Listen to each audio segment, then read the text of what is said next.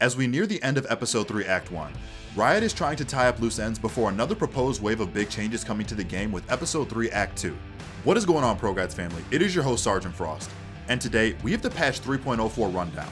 So today's patch notes will be a little light once again, as we can only assume that Riot is going to keep the heavy hitting changes reserved for patch 3.05, which should be the start of the new act. With that being said, let's get into the patch notes to see what we can look forward to for the final days of Act 1. Let's start off with the agent updates. The devs have fixed an issue where Omen's dark cover could travel in unintended ways. This dark cover bug caused the ability to settle slightly off from where it was aimed. You may notice a slight change in how the smoke behaves while traveling and settling, but it will now land exactly where the targeting preview shows. With only one agent change for this patch, Riot is fixing a bug with how Omen's dark cover smoke behaved when deployed. I have not seen this bug in action personally since I don't play Omen often, but apparently within the community, after Omen's smoke travel speed got nerfed, the smoke animation was bugged where the smoke would not land in the exact place it was sent to. This is obviously problematic because a smoke agent's smokes need to be precise, and on top of that, dark cover not performing properly could mess up one-way smokes, which in turn could get a player killed unjustly, and we certainly don't want any of that. Now let's move on to gameplay tech updates. So we have some pretty interesting gameplay tech updates for this patch.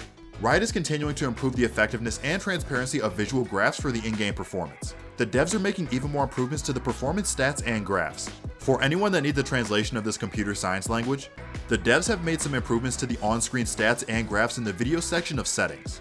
Essentially, these are the little fluctuating stats numbers in the top left of your screen while you play. So for this patch, the devs have added these stats for you to potentially use in-game. Packet loss breakdowns, which is separate tracking for traffic in and out and packet counts, upload data usage and average packet sizes, packet send and receive rate, and use/available memory. Just wait, the tech update isn't finished yet. Riot have also changed display to moving average for some of the noisier stats where instantaneous values weren't as relevant. They also have added support for showing both average and max values for some stats, and they have also managed to reduce performance costs for tracking and displaying these stats. Riot have put a lot of time into making the game's performance as transparent as possible for us tech enthusiasts, who want to monitor our game's performance constantly as we are playing. I know I'm speaking for the community when I say that their efforts are not in vain, and I'm enjoying the new tech features that they are adding to let us know that our PCs are holding up while playing in a match. This patch, we are getting quite a few new features and bug fixes for custom matches and built-in esports features in game. Let's list them off and talk about what this means at the end. Custom lobby player order will now persist into agent select screens and into the game for observers. Tactical timeouts will now display in the color corresponding to the team that called the timeout. It will be teal for defenders and red for attackers. Observers can now correctly see Cypher's equip utility in his hand. The white dot above the player's head in third person no longer displays for observers. Viper's ultimate will properly display in the observer minimap. There will no longer be a brief flash for observers when swapping player targets or swapping to players after projectiles follow. You can no longer interact with the shop during a timeout to avoid vanishing weapons. Observers with minimal HUD enabled will properly follow the minimap toggle settings when they are following another observer. And finally, player nameplates no longer persist on the screen for projectile follow observers. Now that we're done listing the changes, let's talk about what they mean for the game. In fewer words, all these changes are aimed at creating a better viewer experience for everyone who watches custom matches in the client over a broadcast. These changes that involve the HUD and the greater broadcasting experience are right on time, as VCT Berlin is right around the corner.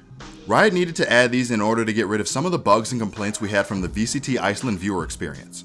And I'm glad they were able to deliver on committing to make spectatorship better with every passing tournament that Riot hosts.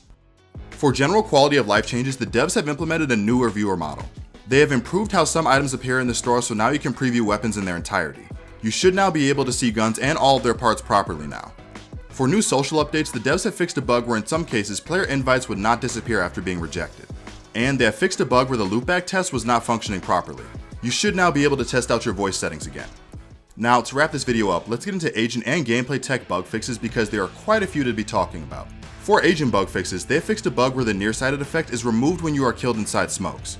They have also fixed an issue where Viper's fuel will no longer continue to drain after her smokes go down if she is suppressed right as she activates Toxic Screen or Poison Cloud. KO will no longer equip abilities that have no charges if they were equipped and used right after activating Null CMD. Now, other abilities can no longer be placed in Cypher's Cyber Cage projectile while it's traveling in midair. The devs have fixed a bug where the buff-debuff timers did not show up for spectators or observers. And finally, they have fixed a bug where ability UI would show you suppressed effect visuals if an ally that were spectating at the end of the round was suppressed. All of these agent fixes are well received because they are big enough issues where fixing them improves the quality of life for those agents. Now, let's get into some gameplay tech bug fixes. Listen up, this first bug fix is a big one. as it affects a lot of players in clutch situations. The devs have fixed an issue that caused attackers to win if all living players died simultaneously before the spike was planted. An example of this is like when a defender gets killed by Rey's showstopper, after he has already killed her while she was firing it.